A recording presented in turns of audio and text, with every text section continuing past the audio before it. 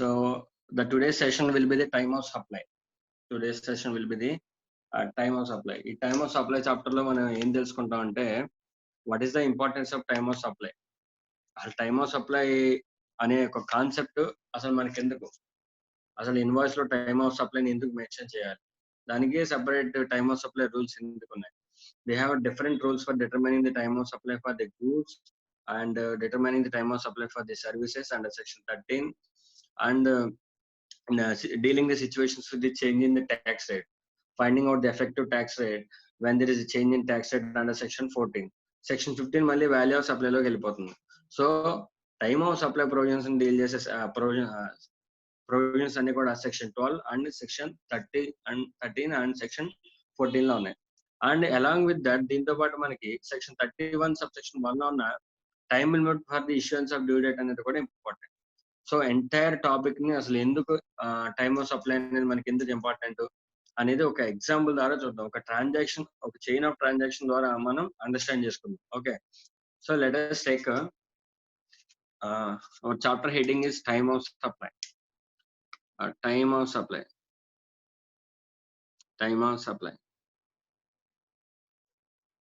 Sir, why we need to determine the time of supply? Why we need to determine time of supply?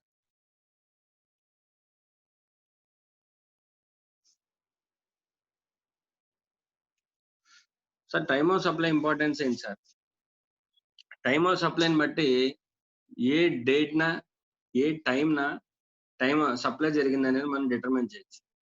Say for suppose ఈ రోజు time supply జరిగిందని మనం determine చేస్తామంటే దాని అర్థం ఏంటి? సో ఆ సప్లై ఈ మంత్ లో జరిగిందని అర్థం. ఈ మంత్ ఏప్రిల్ మంత్. సో ఇప్పుడు టైమ్ ఆఫ్ సప్లై సే 24/4/2020 ఇది టైమ్ ఆఫ్ సప్లై అని మనం డిటర్మైన్ అయితే, సో ఈ supply falls under April month. April month లో ఈ సప్లై ఉందని అర్థం. దీని అర్థం ఏంటి? దీనికి సంబంధించిన ట్యాక్స్ నేను ఎప్పుడు పే చేయాలి? ఓకేనా, మే మంత్ లో రిటర్న్ ఫైల్ చేసేటప్పుడు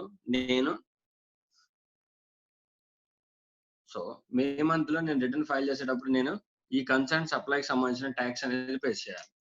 కన్సర్న్ ట్యాక్స్ అనేది పే చేయాలి. ఇన్ కేస్ ఆఫ్ కాంపోజిషన్ అయితే క్వార్టర్, ఏ క్వార్టర్ లో పడుతుంది? ఇది ఏప్రిల్, మే, జూన్ ఆ క్వార్టర్ లో పడుతుంది.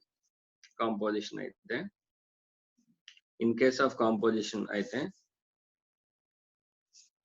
April, May, June, April to June quarter లో పడుతుంది. సో నేను జూలై 18th లోపు పే చేయాలి. జూలై 18th మీకు తెలుసు కదా due date composition date. So next end అయితే ఏ క్వార్టర్ అయితే ఎండ్ అవుతుందో దానికి నెక్స్ట్ మంత్ 18th లోపు మనం ట్యాక్స్ అనేది పే చేయాలి. సో దీన్ని బట్టి ఏమర్థమైంది మనకి? టైమ్ ఆఫ్ సప్లై అని తెలిస్తే దాని యొక్క డ్యూ డేట్ ఆఫ్ పేమెంట్ ఇవన్నీ కూడా అసలు ఏ మంత్ లో లెవీ చేయాలి, దాన్ని ఏ మంత్ లో ట్యాక్స్ పడుతుంది, ఏ మంత్ లో ట్యాక్స్ పేమెంట్ చేయాలి, ఇవన్నీ విషయాలు కూడా మనకు తెలుసు. So that much importance it is the time of supply. ఓకేనా, సే ఫర్ సపోజ్ మనం ఈరోజు డేట్ తీసుకున్నాం. అనదర్ ఎగ్జాంపుల్, ఈరోజు డేట్ 24/4/2020. ఇవాళ పర్టికులర్ గుడ్ ఎక్స్ అనే ఒక గుడ్ మీద జిఎస్టి రేట్ వచ్చేసరికి 12% ఉంది. పర్టికులర్ ఎక్స్ అనే good is tax rate GST at 12%. Okay, so 26/04/2020 so అప్పుడు ఏమైందంటే ఎక్స్ అనే గుడికి జిఎస్టి రేటు 18% అయింది. సో 25th కౌన్సిల్ మీటింగ్ జరిగింది, జిఎస్టి కౌన్సిల్ మీటింగ్ జరిగింది. 26th నుంచి గూడ్స్ అనేవి 18% నుంచి ట్యాక్సిబిలిటీలోకి వచ్చింది. సో ఇటువంటప్పుడు నేనేమో గూడ్స్ డెలివరీ ఈ డేట్ని ఇచ్చాను, ఓకేనా. ఇన్వాయిస్ ఏమో 26th ఇచ్చాను, వాడు నాకు పేమెంట్ ఏమో 28th పేమెంట్ చేశాడు.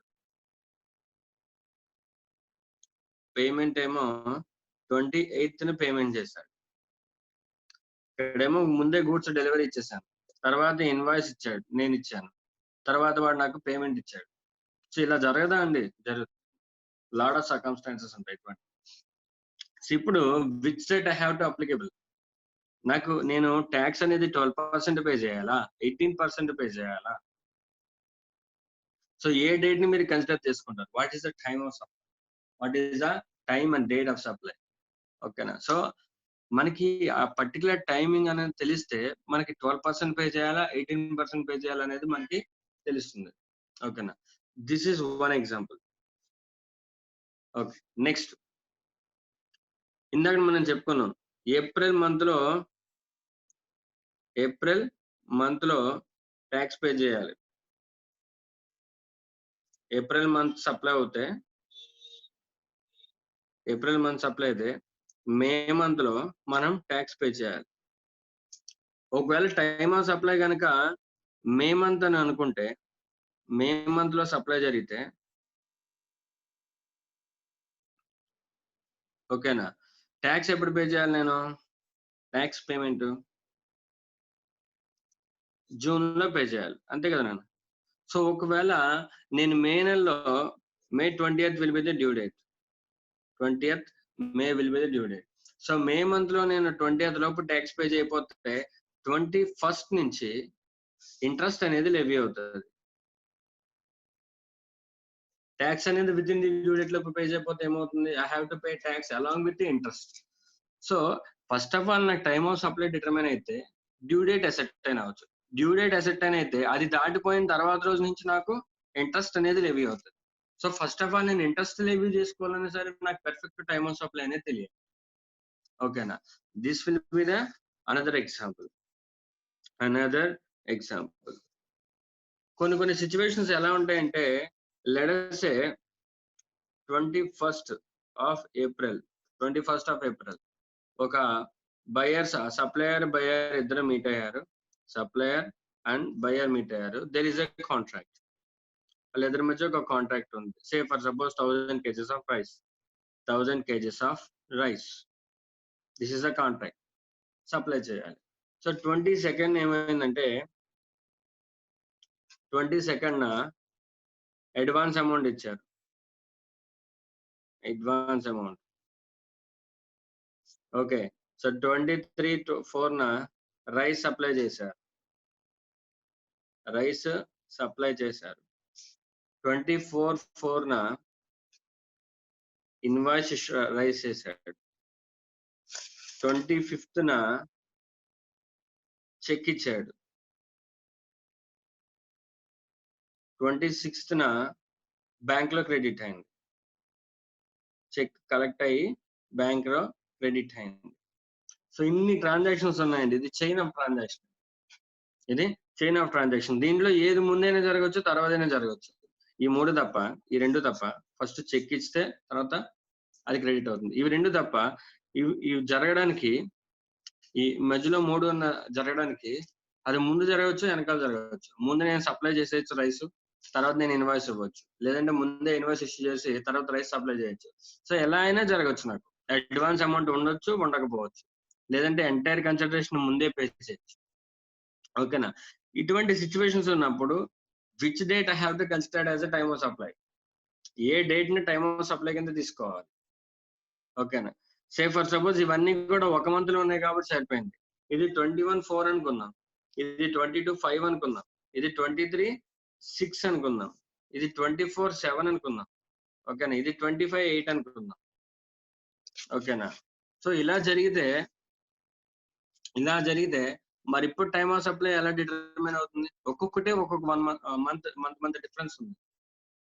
At least there is a difference. At least ఒక 1 month డిఫరెన్స్ ఉంది. ప్రతి ఈవెంట్ కి కూడా 1 month డిఫరెన్స్ ఉంది. సో ఏ మంత్ లో సప్లై జరిగిందో తెలుసుకుంటే దానికి డ్యూ డేట్ అసైన్ చేయగలం. ఆ డ్యూ డేట్ లోపు మనం రిటర్న్ ఫైల్ చేసుకుని దాంట్లో సప్లై కింద చూపించుకుంటాం.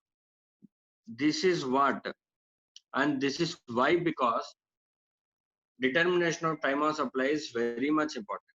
అండ్ ఇన్ని కాంప్లెక్సిటీస్ ఉంటాయి కాబట్టి there should be some rules.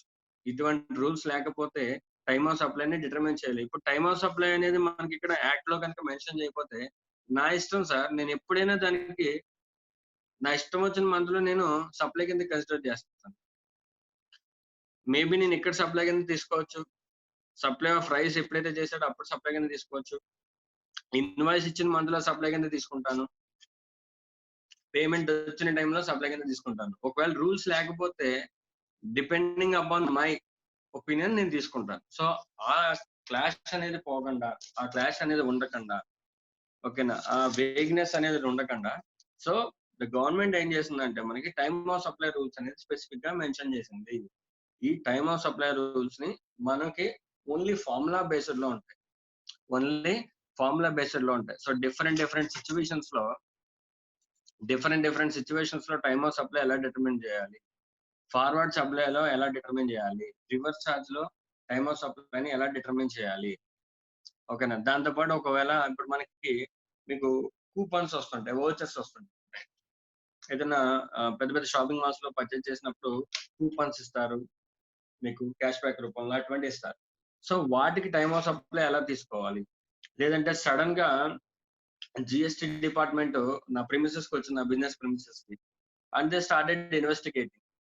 అందులో నా ఇన్వెస్టిగేషన్ లో నేను చాలా సప్లైస్ చేశాను, కానీ నేను ట్యాక్స్ ఇప్పుడు దాకా పే చేయలేదు. సప్లై చేశాను కానీ రికార్డ్స్ లోకి ఎప్పుడు చూపించలేదు, నేను సప్లై కింద ట్యాక్స్ పే చేయలేదు. సో వాళ్ళు ఏం చేస్తారు, ఈ రోజున నాకు దానికి ట్యాక్స్ ప్లస్ ఇంట్రెస్ట్ పెనాల్టీ ఇవన్నీ నా దగ్గర లెవీ చేస్తారు. దానికి టైమ్ ఆఫ్ సప్లై ఎలా తీసుకోవాలి సార్? సో కంపల్సరీగా ఇంట్రెస్ట్ లెవీ చేయాలంటే టైమ్ ఆఫ్ సప్లై ని డిటర్మిన్ చేయాలి. సో ఈ రూల్స్ అన్ని ఎలాగా అనేది మనకి సెక్షన్ 12 లో గూడ్స్ కి సంబంధించింది. Time of supply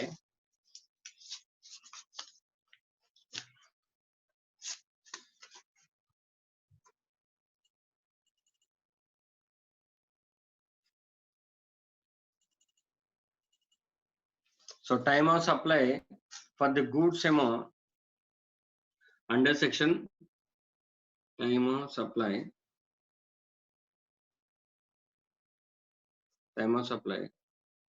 for the goods separate and services separate. Time of supply for the goods will be determined under section 12 and for time of supply for the services determined under section 13 of the CGST Act. 13 of the CGST Act. CGST Act. And as you know that place of supply will be determined as per the IGST Act. Okay. And next, time of supply. ఈ goods లో, services లో different rules ఉంటాయి. And ఈ goods లో మళ్ళీ మనకి different categories ఉంటాయి sir. Time of supply under forward charge,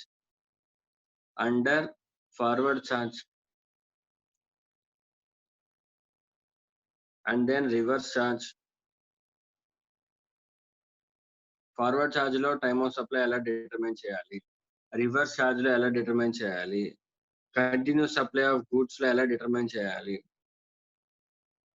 continuous supply of goods లో ఎలా డిటర్మైన్ చేయాలి, అండ్ దెన్ వౌచర్స్ ఉంటే ఎలా డిటర్మైన్ చేయాలి, vouchers. And then lastly residual case.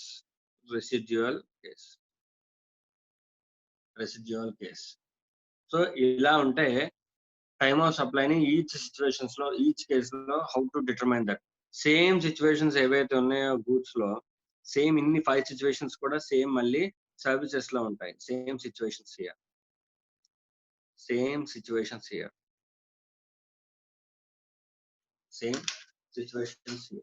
Okay.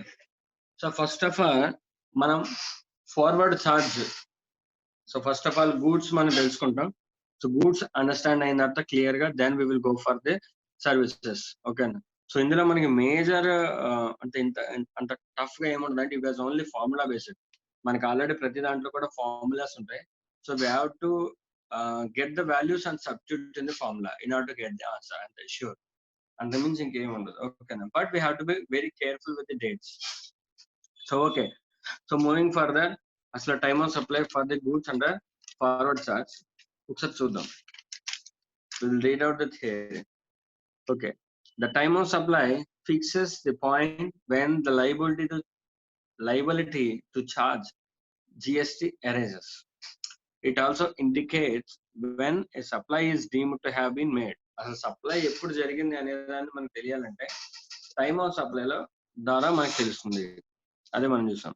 The CGST or SGST Act provides separate time of supply for the goods and as well as services. Already మనం చదువుకున్నాం section 12 and section 30 లో goods కి separate గా time of supply ఉంటుంది, అలాగే services కి separate గా time of supply ఉంటుంది. So before going into the entire technique, first of all మనకి section 31, what is the time limit? What is the time limit for issuing invoice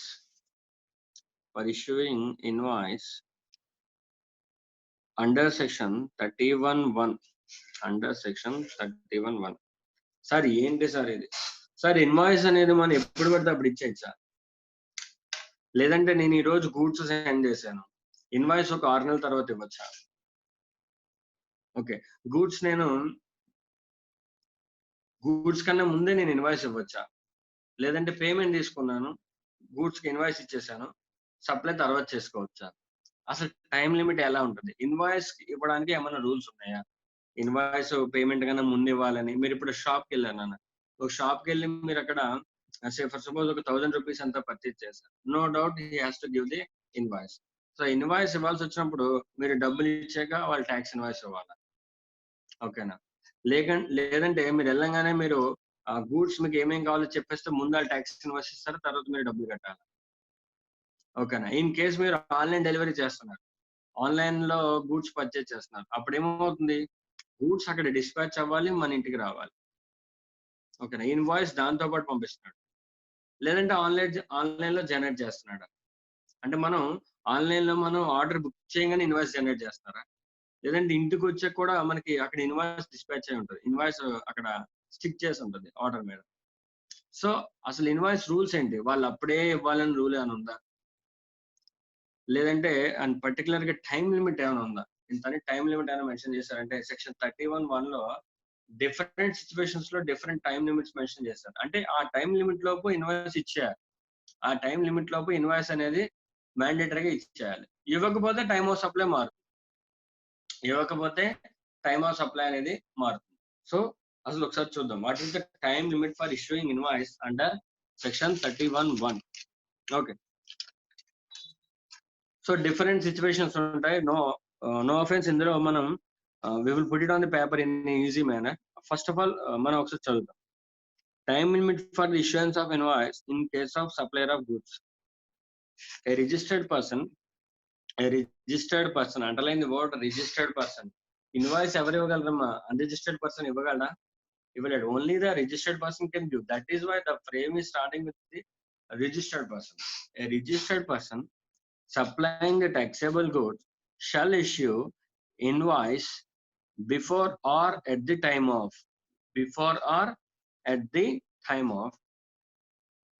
the removal of goods for supply to the recipient where the supply involves the movement of goods. Goods కనుక move చేయాల్సిన పరిస్థితి ఉంటాయి, ఒక place నుంచి ఇంకో place కి movement of goods ఉంటాయి. So అప్పుడు ఇన్వాయిస్ ఎప్పుడు ఇవ్వాలంట?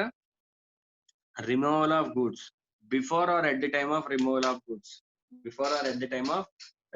గూడ్స్. సే ఫర్ సపోజ్ ఇప్పుడు నేను రాజమండ్రి నుంచి గూడ్స్ ఆర్డర్ చేశాను, కాకినాడలో ఉన్నాను, రాజమండ్రి నుంచి గూడ్స్ ఆర్డర్ చేశాను. అంటే ఇప్పుడు గూడ్స్ ని ఒక ప్లేస్ నుంచి ఇంకో ప్లేస్ కి మూవ్ చేయాలిగా, ఒక ప్లేస్ నుంచి ఇంకో ప్లేస్ కి మూవ్ చేయాలి. రాజమండ్రి నుంచి నాకు కాకినాడకి గూడ్స్ రావాలి. సో అంటే it involves the movement, the goods that such supply involves movement of goods. So దానికి నేను ఇన్వాయిస్ ఎప్పుడు ఇవ్వాలి? ఇక్కడ చెప్పాడు, before or at the time of removal ఆ పాయింట్ లో కానీ రిమూవల్ కన్నా ముందు కానీ నాకు ఇన్వాయిస్ ఇచ్చేది. That is the last time, ఇంకంతే.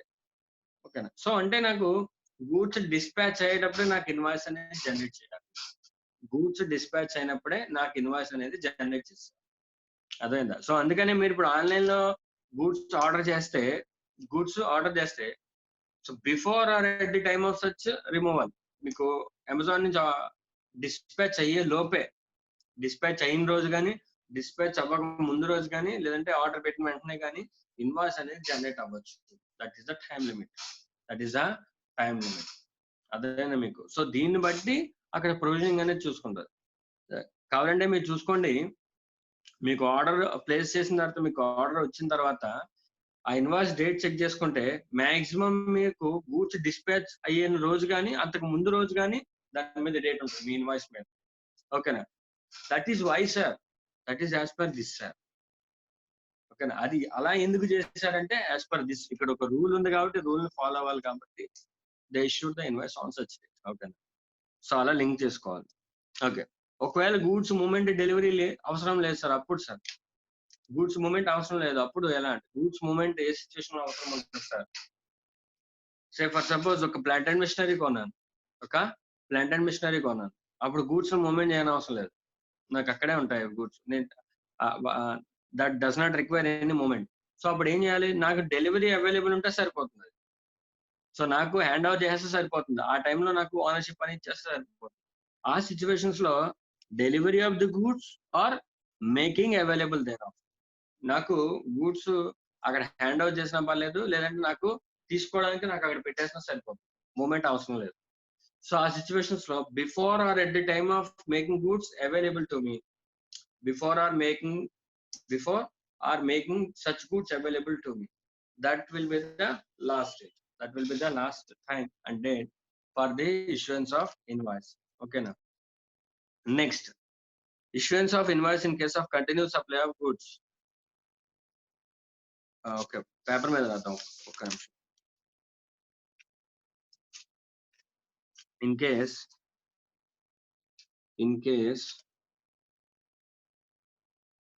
supply involves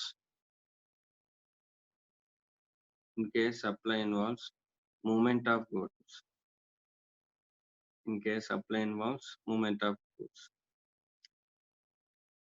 situation 1, before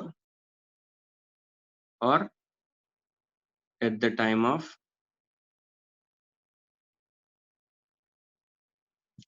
removal of goods,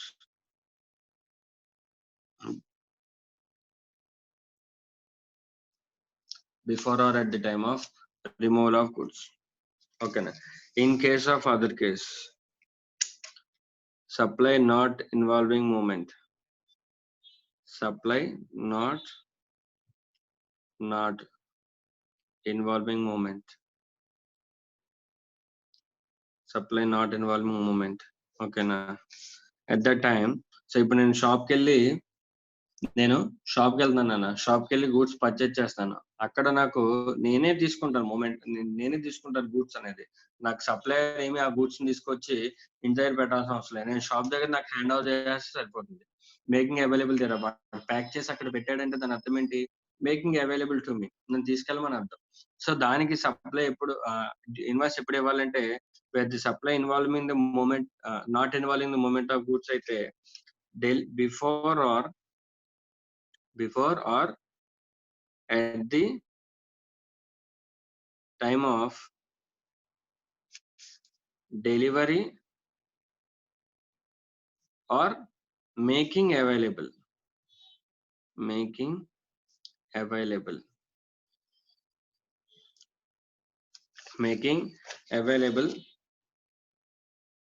to the buyer.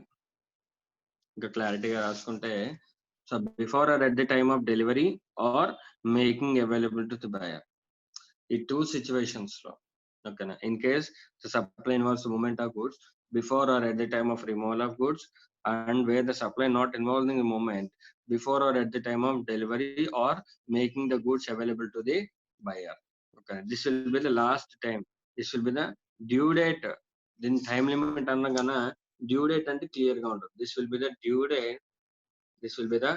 date for the issuing the invoice. This will be the 2 situations. Okay. Then another one, in case of continuous supply of goods, issuance of in case of continuous supply of goods. Okay, in case of continuous supply of goods where successive statement of accounts or successive payments are involved. Okay, the invoice shall be issued before or at the time of each such statement is issued, or as the case may be, each such payment is received. Sir అసలు continuous supply of goods అంటే ఏంటి sir? అసలు ఈ technology కొత్తగా ఉంది అనుకుంటే, సే for suppose నేను ప్రతి మంత్ కూడా ప్రొవిజనల్ స్టోర్స్ దగ్గర నుంచి కిరాణా తెచ్చుకుంటాను. ఓకేనా. సో జనరల్‌గా ఏమవుతుంది, నేనే ఎళ్లి కిరాణా షాప్‌కి వెళ్లి నేనే తెచ్చుకుంటాను. వాడికి నాకు ఏం కాంట్రాక్ట్ లేదు. నేను నా అంతట నేను ఎళ్లి నాకు కావాల్సిన సరుకులు తెచ్చుకుంటూ ఉంటాను. ఓకే. సో ఇలా నాకు వర్క్ బిజీ అయిపోవడం వల్ల నేనేం చేశానంటే, అత్తమాటలో నేను రావడం, ఆ బిల్ చూసుకోవడం, నేను పర్చేజ్ చేసి ఇదంతా ప్రాబ్లమ్ అవుతుంది. సో నువ్వేం చేయంటే, ప్రతి మంత్ కూడా నా ఇంటి దగ్గర నుంచి నేను ఫోన్ చేస్తే నువ్వు నాకు గూడ్స్ సప్లై చేసేయి. నేను ఎప్పుడు ఫోన్ చేసినా సరే నువ్వు నాకు గూడ్స్ సప్లై చేసేయి. ఓకే. గూడ్స్ సప్లై చేసి మంత్ ఎండ్ అయిన తర్వాత, సే ఫర్ సపోజ్ ఒక ఫస్ట్ నెక్స్ట్ మంత్ 1వ తారీఖు గాని, 2వ తారీఖు గాని నువ్వు ఒక స్టేట్మెంట్ జనరేట్ చెయి. ఎంతయిందో చెప్పు. దానికి సంబంధించిన పేమెంట్ నేను ఇచ్చేస్తా. సో ఇలాగా ఒక కాంట్రాక్చువల్ అగ్రీమెంట్ లోకి వచ్చాం. ఒక కాంట్రాక్చువల్ అగ్రీమెంట్ లోకి వచ్చాం. ఓకేనా. సో అంటే ఫర్ మోర్ దాన్ 3 మంత్స్ నువ్వు నాకు రెగ్యులర్ గా గూడ్స్ సప్లై చేయి. మంత్ మొత్తం నువ్వు గూడ్స్ నాకు సప్లై చేయి. నేను ఇంటి దగ్గర నుంచి ఫోన్ చేస్తే నాకు ఏ గుడ్ కావాలో ఆ గుడ్ నువ్వు నాకు సప్లై చేసే. మంత్ ఎండ్ అయిపోయిన తర్వాత ఒక స్టేట్మెంట్ జనరేట్ చేయి. స్టేట్మెంట్ ఆఫ్ అకౌంట్ జనరేట్ చేయి. చేసిన తర్వాత నేను నీకు పేమెంట్ చేస్తాను. ఓకేనా. This would be on regular basis. So అంటే ఇక్కడ ఏం జరిగిందంటే, there is a contract between us. Supplier and buyer కి మధ్య ఒక కాంట్రాక్చువల్ అగ్రిమెంట్ ఉంది. ఈ కాంట్రాక్చువల్ అగ్రిమెంట్ ద్వారా సప్లయర్ ఏం చేస్తున్నాడంటే గూడ్స్ రెగ్యులర్ గా పంపిస్తున్నాడు. స్టేట్మెంట్ మాత్రం ఒక పర్టికులర్ పాయింట్ ఆఫ్ టైం వీళ్ళిద్దరూ ఏదైతే మెన్షన్ చేసుకున్నారో, అంటే సే ఫర్ 15 days ఒకసారి కానీ, 30 days ఒకసారి కానీ, క్వార్టర్లీ ఒకసారి కానీ స్టేట్మెంట్ జనరేట్ చేయమని చెప్తున్నాడు. సో వీళ్ళిద్దరి మధ్య ఉన్న కాంట్రాక్చువల్ అగ్రిమెంట్ ప్రకారం మేబీ వాళ్ళు 15 days జనరేట్ చేయొచ్చు, 30 days జనరేట్ చేయొచ్చు, ఆర్ క్వార్టర్లీ జనరేట్ చేసుకోవచ్చు. సో ఒక స్టేట్మెంట్ అనేది జనరేట్ చేస్తారు. స్టేట్మెంట్ జనరేట్ చేసిన తర్వాత ఏమవుతుంది, buyer have to make the payment. So statement రాగానే బయర్ ఏం చేస్తాడు, పేమెంట్ చేస్తారు. వాళ్ళకు డ్యూ డేట్ అసైన్ చేసుకుంటారు. ఓకేనా. సో అలాగా కంటిన్యూస్ సప్లై ఆఫ్ గూడ్స్ అనేవి ఉంటాయి. There will be a contractual agreement.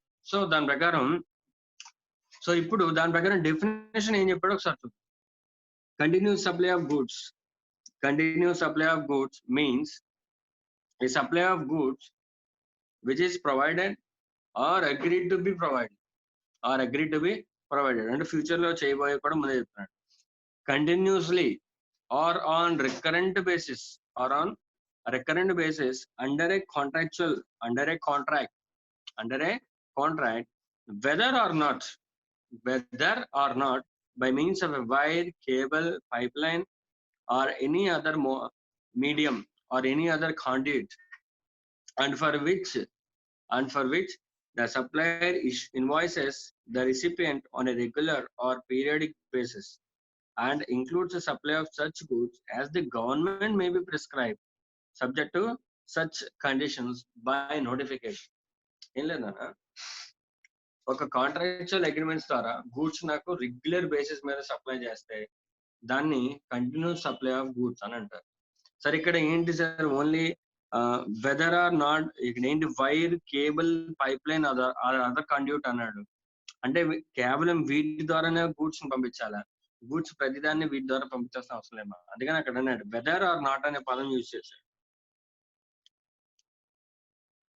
Weather or not, వీటి ద్వారా పంపించిన గూడ్స్ అవుతాయి. వీటి ద్వారా కాకుండా నాకు సే ఫర్ సపోజ్ నా సప్లయర్ ఉన్నాడు, ప్రొవిజనల్ స్టోర్స్ అన్ని కూడా నాకు ట్రక్ ద్వారా తీసుకొస్తున్నాడు, లేదంటే మోసుకొని తీసుకొస్తున్నాడు, ఎలా తీసుకొచ్చినా పర్లేదు, రెగ్యులర్ బేసిస్ లో నాకు గూడ్స్ వచ్చాయా రాలేదా అనేది ఒక కాంట్రాక్ట్ ఉందా, నెక్స్ట్ రెగ్యులర్ బేసిస్ లో నాకు గూడ్స్ వచ్చాయా రాలేదా, సక్సెస్ స్టేట్మెంట్స్ ఉన్నాయా లేదా, దానికి నేను పేమెంట్ చేశానా లేదా. అది these are the 4 essential characteristics for determining whether such supply of goods is a continuous supply or not.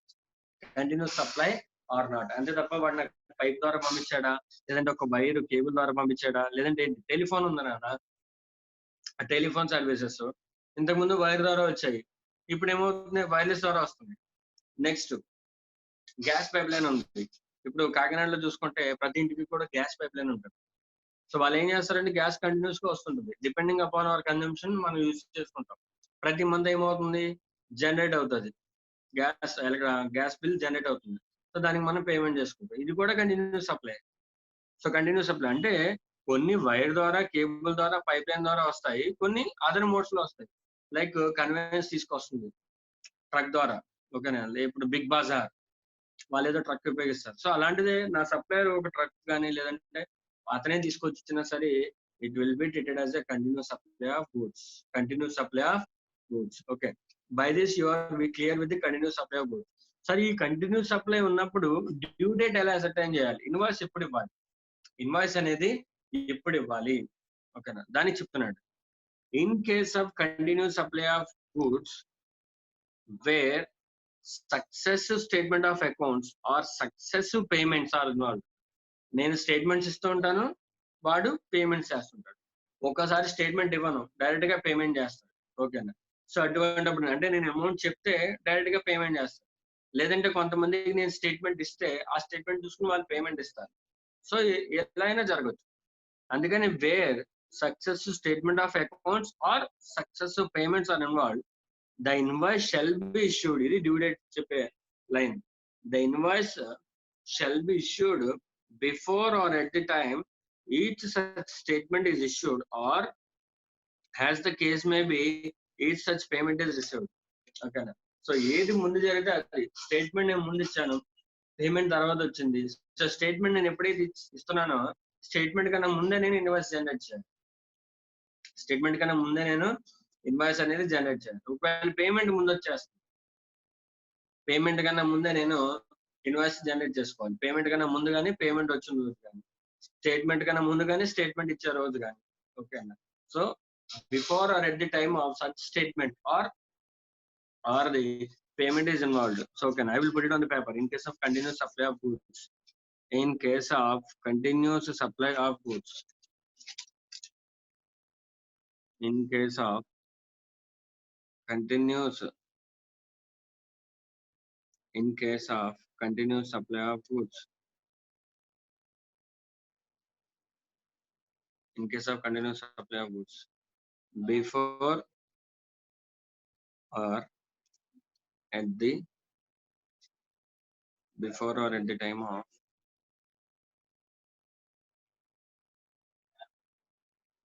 each successive statement, or each payment, as the case may be. Payment received or not, payment received, as the case may be.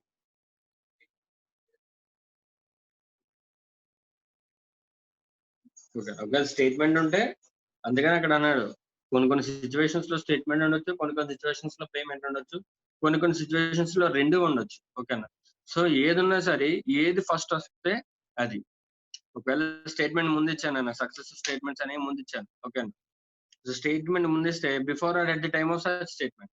ఒకవేళ statement లేదు sir, only payments వస్తున్నాయి నాకు, before or at the time of such payment. ఇంకా రెండు ఉన్నాయి sir, ఏది ముందు ఇస్తే అది, before or at the time of such statement or each payment, whichever is earlier. Okay, so this is the case where the invoice has to be issued in case of continuous supply of goods.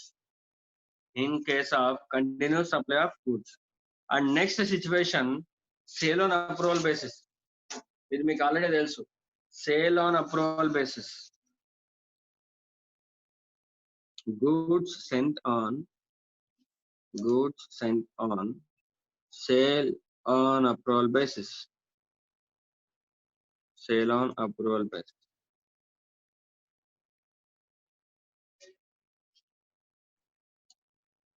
Sorry, ఈ sale on approval basis లో ఏం జరుగుతుందంటే, నేను goods first of all buyer కి send చేస్తాను. So buyer కి send చేసినప్పుడు ఏమవుతుందంటే, I will give some time limit. నేను బయర్ కి కొంత టైం పీరియడ్ ఇస్తాను. సో ఆ టైంలో గూడ్స్ ని చెక్ చేసుకొని, సో తనకి నచ్చితే యాక్సెప్టెన్స్ ఇస్తే దాని సప్లై కింద అవుతుంది. లేదంటే తనకి రైట్ ఉంది ఏంటి, నాకు గూడ్స్ ని రివర్స్ చేసేయచ్చు. పంపించేయచ్చు నాకు. So sale on approval basis. So I have to wait for some time. Sir దీనికి మరి ఇన్వాయిస్ ఎప్పుడు ఇవ్వాలి సార్? అంటే అతను యాక్సెప్టెన్స్ ఇచ్చేంత వరకు వెయిట్ చేయాలా? సో ఇప్పుడు యాక్సెప్టెన్స్ ఇచ్చేంత వరకు వెయిట్ చేయాలంటే ఇప్పుడు ఫర్ సపోజ్ నేను ఒకళ్ళేమో 30 డేస్ ఇస్తారు యాక్సెప్టెన్స్ పీరియడ్, ఒకళ్ళు 60 డేస్ ఇస్తారు యాక్సెప్టెన్స్ పీరియడ్, ఒకళ్ళు 90 డేస్ ఇస్తారు, ఒకళ్ళు 120 డేస్ ఇస్తారు. So depending upon person to person ఆ టైమ్ ఆఫ్ యాక్సెప్టెన్స్ అనేది చేంజ్ అవుతుంటుంది.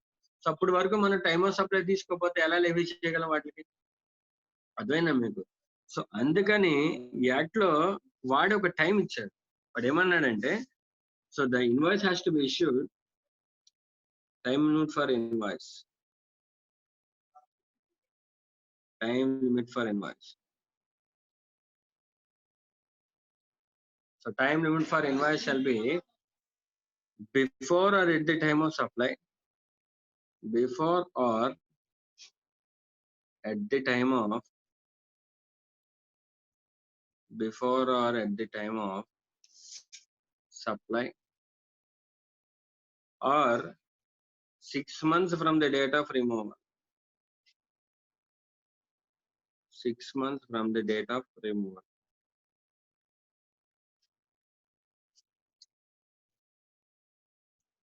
Whichever is earlier. Whichever is earlier. Whichever is earlier. So this is the time given there. In case నేను goods కనుక sale or approval basis మీద కనుక send చేస్తే, so time limit for issuance of invoice ఏమవుతుందంటే before or at the time of such supply.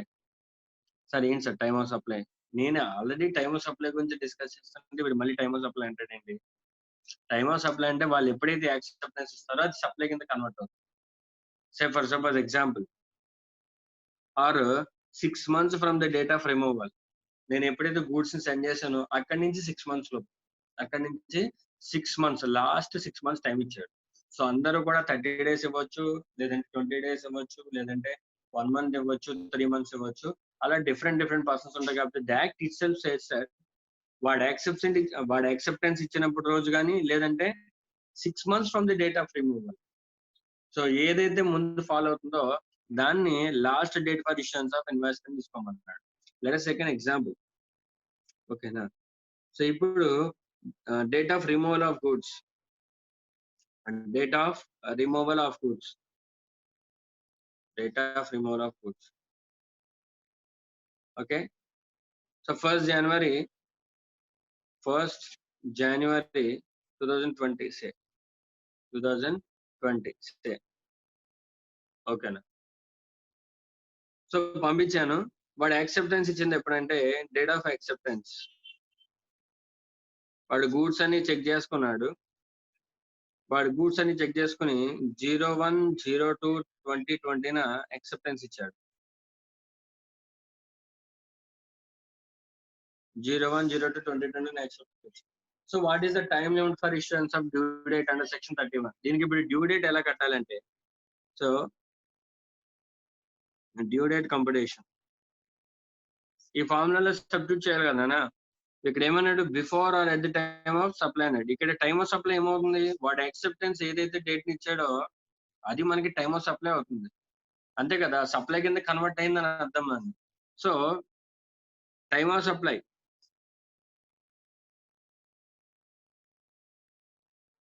(01/02/2020) or రెండో ఏంటి value కావాల్సింది మనకి 6 months from the date of removal. Removal చేసిన దగ్గర నుంచి 6 months కావాలన్నమాట. సో డేట్ ఆఫ్ రిమూవల్ ఏంటి? 01/01/2020. దీనికి 6 months యాడ్ చేసుకోండి. ప్లస్ 6 months యాడ్ చేసుకుంటే మనకి టైం ఎంత వస్తుంది? 0 ఓకే 1 + 6 7 అవుతుంది. So 2020 whichever is earlier. Answer ఏమవుతుంది? Whichever is earlier. So 1st February ముందా లేదంటే 2nd July ముందా? 1st February will be first. So 01/02/2020 is the last date or due date for the issuance of invoice. Due date for issuance of invoice. Due date for the issuance of invoice. This will be due date for the issuance of invoice. Okay, 01/02/2020. Okay. So ఇలా find out చేయాలి due date. So మనకి already ఒక పైన formula ఇచ్చాడు, before or at the time of supply or 6 months from the date of removal whichever is earlier. So first time of supply మనం కనుక్కోవాలి. Time of supply అంటే sale on approval basis లో ఏమవుతుంది, వాడు ఎప్పుడైతే acceptance ఇచ్చాడో అది time of supply అవుతుంది. ఈ ఎగ్జాంపుల్ లో మనకి యాక్సెప్టెన్స్ ఎప్పుడు ఇచ్చాడు, 01/02/2020 ఇక్కడ వేసుకున్నాం అక్కడ. దాంతో పాటు 6 months from the date of removal. Date of removal ఎక్కడ, 1st January. దానికి 6 months మనం యాడ్ చేసుకుంటే సో జనరల్ ఏమవుతుంది, 1st July అవుతుంది. So the next day we have to consider కాబట్టి 2nd July 2020. ఓకేనా. So whichever is earlier will be the last date for the issuance of invoice. Will be the last date for the issuance of invoice under sale on approval basis. ఓకేనా. This is the case, this is the situation. Okay. So మనకి 4 situations ఇప్పటికీ నేర్చుకున్నాం మనం. ఇప్పటికీ 4 situations లో time limit నేర్చుకున్నాం.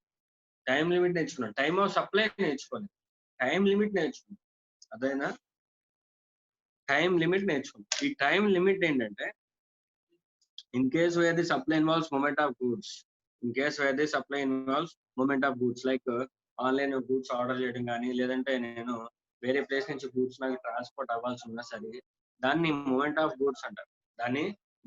Goods అంటారు. So అటువంటి టైంలో నేను ఇన్వాయిస్ ఎప్పుడు ఇష్యూ చేయాలి sir, before or at the time of such removal of goods.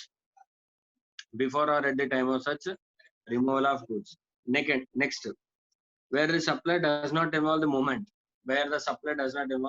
ఆ సిచ్యువేషన్స్ లో before or at the time of such delivery of goods or making the goods available to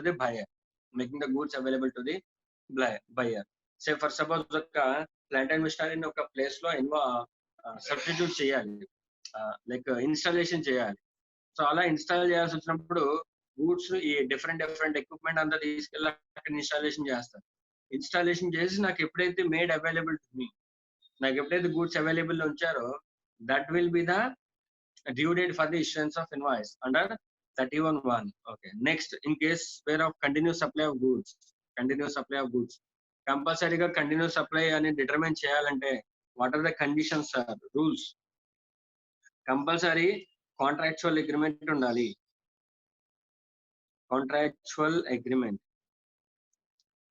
Compulsory there should be contractual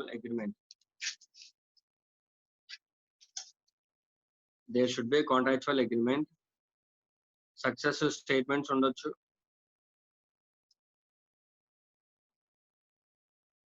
Successive statements and successive payments.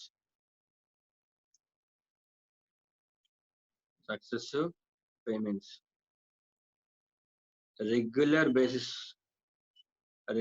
Basis లో goods అనేది supply చేస్తూ ఉండాలి. Regular basis supply of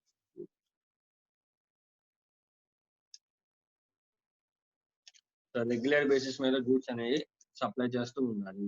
ఓకేనా. This is the continuous supply of goods. Sir ఇటువంటిప్పుడు due date ని ఎలా ascertain చేయాలి sir? Before or at the time of each such successive statements or each payment received, whichever is earlier or as the case may be. Okay. This will be the due date in case of continuous supply of goods. Next, in case of goods sent on sale on approval basis. In such case, the time limit for the issuance of invoice will be before or at the time of such supply or 6 months from the date of removal, whichever is earlier. Okay. ఇవన్నీ కూడా these are all not time of supplies. They are only just time limit for the issuance of invoice. By using this time limit or using this due dates, we have to compute the time of supply. We have to compute the time of supply under the forward charge and reverse charge, and in case of vouchers and residual cases. Okay. So moving further, so first of all today oka chinna topic మీద చూద్దాం. Time of supply of goods under forward charge. So time of supply of goods under forward charge. Today forward charge ఏంటో ఒకసారి చూసి tomorrow దాని మీద problems చేద్దాం. ఓకేనా?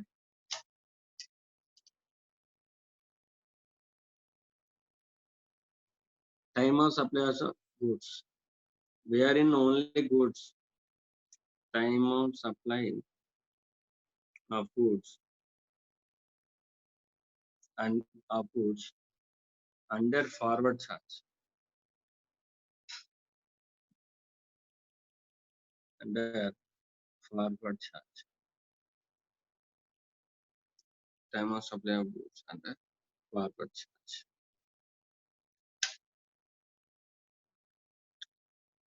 So దానికి ఒక ఫార్ములా ఉందమ్మా. ఎంటైర్ ఈ చాప్టర్ అంతా కూడా entire formula based chapter. So already మనకి ఫార్ములాస్ అక్కడ క్లియర్ గా ఉంటాయి. సో ఫస్ట్ ఆఫ్ ఆల్ మనం ఆ ఫార్ములాస్ ని అర్థం చేసుకుని దాంట్లో మనం ఏ డేట్స్ అనేది మెన్షన్ చేయాలనేది చేయగలిగితే సరిపోతుంది. Okay.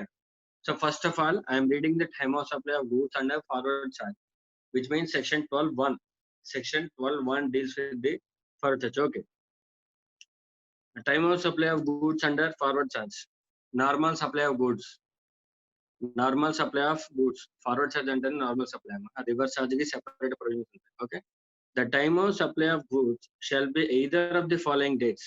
Earlier of the following dates, namely the date of issuance of invoice by the supplier, that means actual date of invoice, and the last date on which he is required under section 31 to issue the invoice with respect to supply. ఇప్పుడు దాకా మనం నేర్చుకున్నది ఉంది కదా, time limit for the issuance of invoice.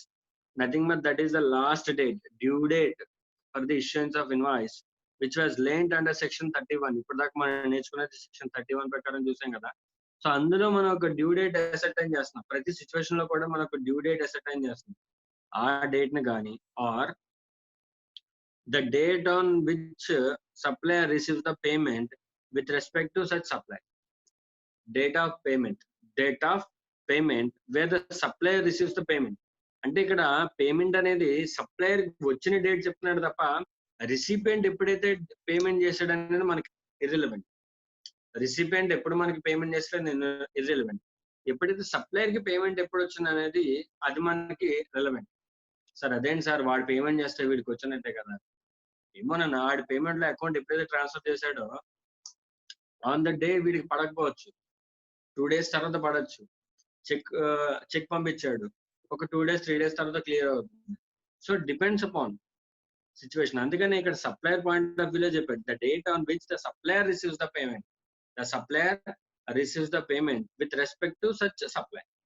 Supplier కి ఏ రోజైతే payment వచ్చిందో ఆ డేట్ ని ఇక్కడ కన్సిడర్ చేశారు. ఓకేనా సార్? డేట్ ఆఫ్ పేమెంట్ అంటే ఎలా తీసుకోవాలి? డేట్ ఆఫ్ పేమెంట్ అంటే చాలా ఉంటాయి. ఇప్పుడు డేట్ ఆఫ్ పేమెంట్ కి ఫర్ సపోజ్ వాడు నాకు చెక్ క్యాష్ ఇచ్చాడు, అప్పుడు ఓకే ఏ రోజు అయితే క్యాష్ ఇచ్చాడో దాన్నే తీసుకోవచ్చు. ఒకవేళ క్యాష్ కాకుండా ఎలక్ట్రానిక్ ట్రాన్స్ఫర్ చేశాడు, సో ట్రాన్స్ఫర్ చేసినప్పుడు వాడు చెక్ ఇచ్చాడు నాకు ఈ రోజు, రేపేమో పేమెంట్ క్రెడిట్ అయింది. చెక్ తీసుకోవాలా, చెక్ వచ్చిన రోజు పేమెంట్ కింద తీసుకోవాలా, actual date of credit amount ఏదైతే క్రెడిట్ అయిందో ఆ రోజు తీసుకోవాలా? సో మళ్ళీ డేట్ ఆఫ్ పేమెంట్ లో మళ్ళీ 2 ప్రాబ్లమ్స్ ఉన్నాయి. చెక్ వచ్చిన రోజు తీసుకోవాలా, క్యాష్ క్రెడిట్ అయిన బ్యాలెన్స్ ఎప్పుడైతే క్రెడిట్ అయిన రోజు తీసుకోవాలి. So there are another 2 dates. So దానికి మనకి ఎక్స్ప్లెనేషన్ ఇచ్చాడు. Explanation 2, determination of date when supplier receives the payment. Explanation ఇచ్చాడు. For the purpose of this clause, the date on which the supplier receives the payment shall be the date on which the payment is entered in the books of accounts or the date when payment is credited. నేను books of accounts లో as a supplier, నా books of accounts లో నేను ఏ రోజు అయితే payment వచ్చిందని రాసుకుంటానో ఆ రోజు కానీ, లేదంటే నాకు పేమెంట్ ఏ రోజు అయితే యాక్చువల్ క్రెడిట్ అయిందో ఆ రోజు కానీ, which ever is earlier. So ఓకేనా. సో దీన్ని ఒక పేపర్ ఫార్మాట్ లో రాస్తే ఎలా ఉంటుంది అనేది ఒకటి చూద్దాం. ఓకేనా. So time of supply of goods under forward charge. So first thing, time of supply will be point one actual date of invoice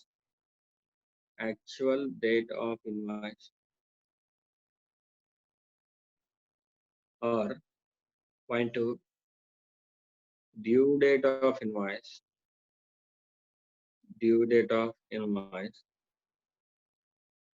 under section 31 or date of payment whichever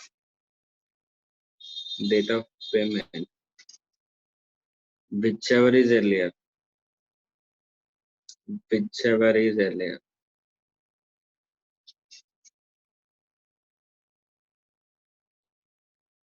Whichever is okay. Sir, again we have another explanation for the date of payment. Date of payment means date of entry in books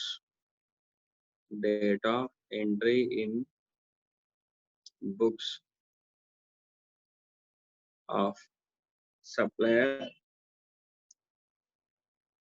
or date of entry in books of supplier or date when amount is credited.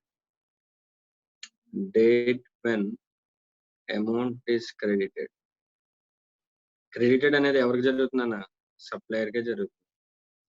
Date when amount is credited to supplier. Whichever is earlier.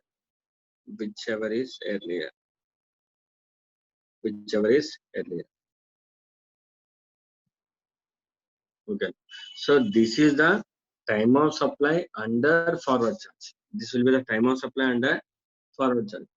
Sir, ఏమేం sir అసలు మనకి ఏమేమి use చేయాల్సి వచ్చింది ఇక్కడ చూడండి. Actual date of invoice. So అంటే general గా నేను సప్లై చేసిన నేను ఏ రోజు అయితే డేట్ ఆఫ్ ఇన్వాయిస్ ఇచ్చాను, that will be the actual date of invoice. Okay. Next due date of invoice under section 31.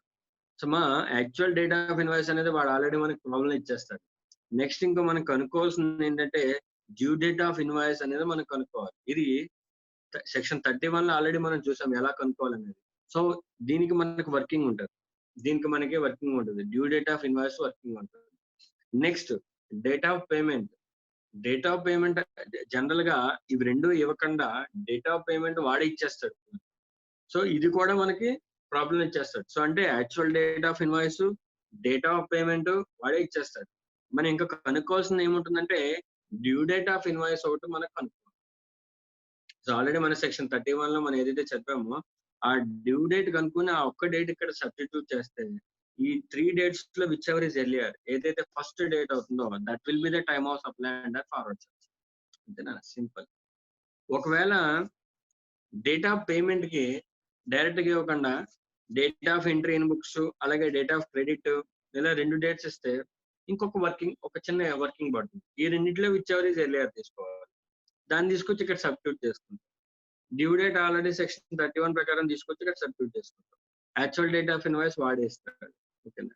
So ఈ మూడిట్లను తీసుకుని విచ్ ఎవర్ ఇస్ ఎర్లియర్ తీసుకుంటే that will be the time of supply. Of goods under forward charge. అంతేనా. Formula based technique. ఓకేనా. సో దీనికి ఇంకొక చిన్న పాయింట్ యాడ్ చేయాలి. ఏంటంటే అడ్వాన్స్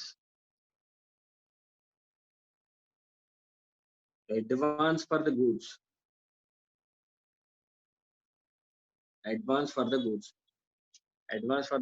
అంటే అడ్వాన్స్ అంటే ఏంటి? ఇన్వాయిస్ కన్నా ముందు నాకు పేమెంట్ ముందే వచ్చేస్తాయి.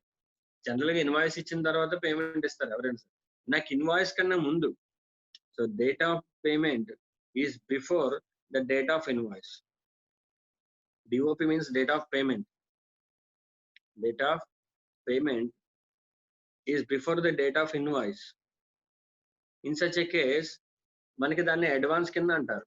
సో ఇలా అడ్వాన్స్ వచ్చినప్పుడు ఏం చెప్పాడంటే clearly the time of supply, the time of supply shall be the date of invoice, actual date of invoice, or due date of invoice,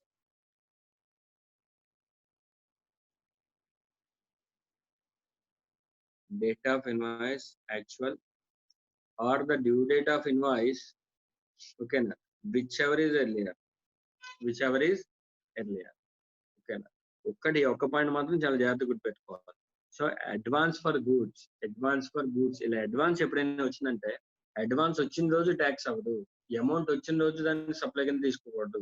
దానికి కన్సర్న్డ్ ఇన్వాయిస్ ఎప్పుడు ఇచ్చామో అప్పుడు దాన్ని టైమ్ ఆఫ్ సప్లై కింద తీసుకోవాలి. ఒకవేళ ఇన్వాయిస్ ఇవ్వకపోతే డ్యూ డేట్ ఆఫ్ ఇన్వాయిస్ ఏదైతే ఉంటుందో అది మనకి కన్సిడర్ చేయాలి. ఓకేనా, which ever is earlier.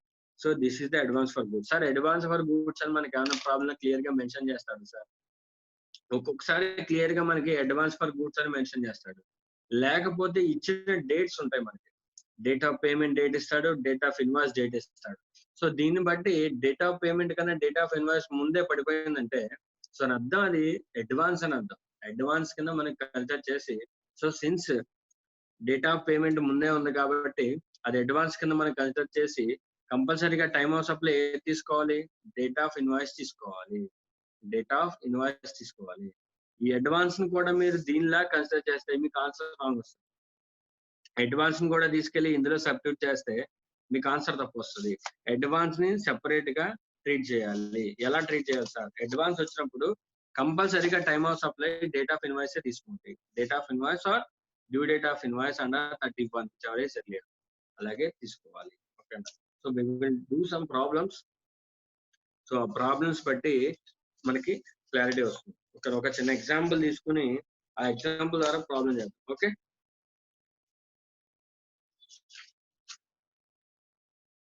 illustration 1. Illustration 1.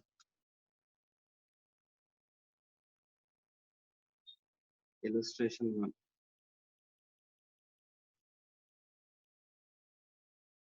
Illustration 1. Okay, I'm reading out the illustration.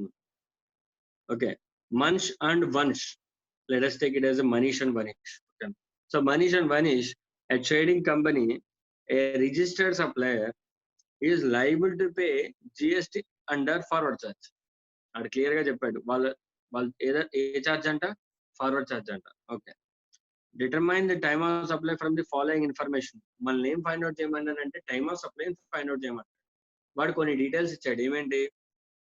Goods were supplied on 3/10/2019. Okay, invoice were issued on 5/10/2019 and payment received on 9/10/2019. Payment was received on 9/10/2019. Sir ఇప్పుడు మనకి forward charge లో మరి clear గా చెప్పాడు. First of all మనం formula వేసేయాలి. Formula ఏంటి? Forward charge అన్నాడు అక్కడ. ఫస్ట్ గూడ్స్, అది గూడ్స్ ఆర్ సర్వీస్ ఐడెంటిఫై చేయాలి. ఫస్ట్ ఆఫ్ ఆల్ మనకి ఇచ్చింది ఏంటి? గూడ్స్. తర్వాత ఫార్వర్డ్ చార్జా, రివర్స్ చార్జా? Forward charge. Okay sir, forward charge. Time of supply ఎలా ఫైండ్ అవుట్ చేయాలి sir? First thing actual date of invoice, DOI అని రాస్తున్నామా, actual date of invoice. Second thing due date of invoice,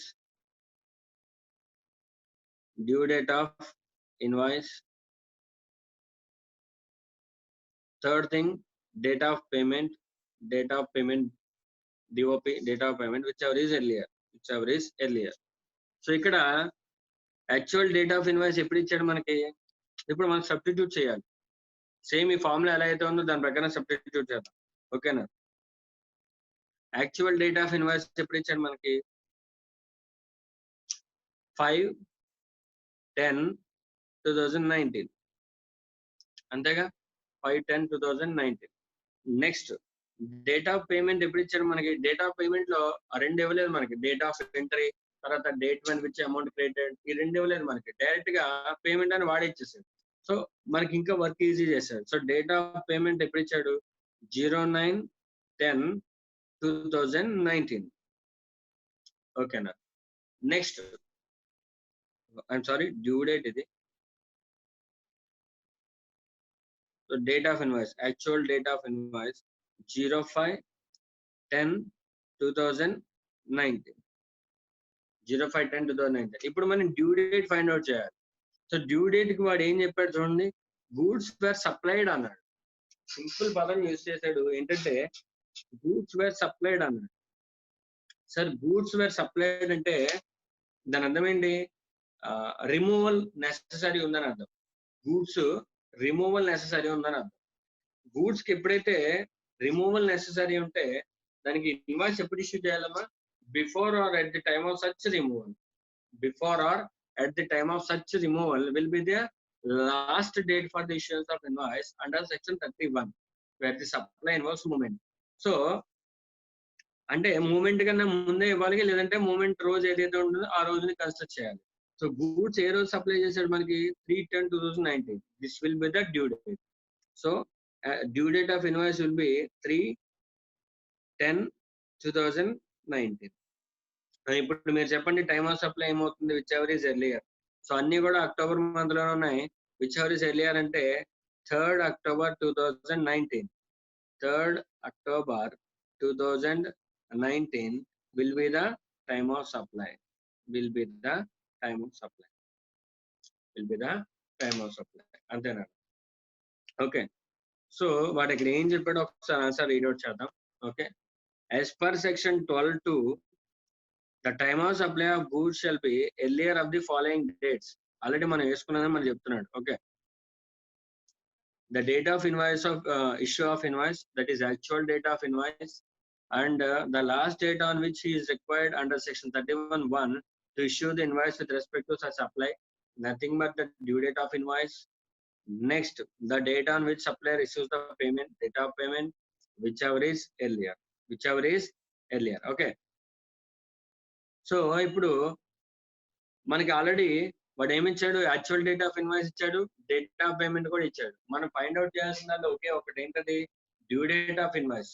ఆ due date of invoice కి provision ఉందిగా, ఆ provision రాస్తుంది. As per section 31(1), a registered person supplying taxable goods shall be issued the invoice before or at the time of such removal of goods, in case such supply requires movement of goods, in case any other case, before the or at the time of delivery of goods or making goods available thereof. ఈ situations లో before or at the time మనం invoice అనేది ఇచ్చేయాలి. ఈ రెండు situations లో కూడా before or at the time of such removal కానీ or at the time of making goods available కానీ. So before or at the time. So అందుకని మనకి ఇచ్చిన టైం ని డ్యూ డేట్ కింద కన్సిడర్ చేస్తాం. 03/10/2019 will be the due date. Therefore, whichever is earlier considered చేస్తే 3rd October and 5th October and 9th October, whichever is earlier considered చేస్తే 3rd October వస్తుంది. That will be the time of supply. Thus in this case, the time of supply of goods shall be 3/10/2019. 3/10/2019, which is the due date for the issuance of invoice. Okay. So అలా find out చేయాలి మనం. అలా find out చేయాలి. ఓకేనా? So same మీరేం చేస్తారంటే illustration 2 చేసుకునండి. ఓకేనా? రేపు వచ్చేటప్పుడు ఇలస్ట్రేషన్ 2 చేసుకునండి. ఓకేనా? ఇలస్ట్రేషన్ 2 లో ఫస్ట్ 2 నార్మల్ సిచ్యువేషన్స్ లో ఉంటాయి. థర్డ్ కేసు మాత్రం అడ్వాన్స్ సిచ్యువేషన్ ఉంటుంది. సో అడ్వాన్స్ సిచ్యువేషన్ ఎలా చేయాలనేది నేను ఆల్రెడీ మీకు చెప్పాను. ఒకసారి మీరు థింక్ చేస్తే రేపు మీకు ఆన్సర్ అనేది చెప్తాను. ఓకేనా? So okay.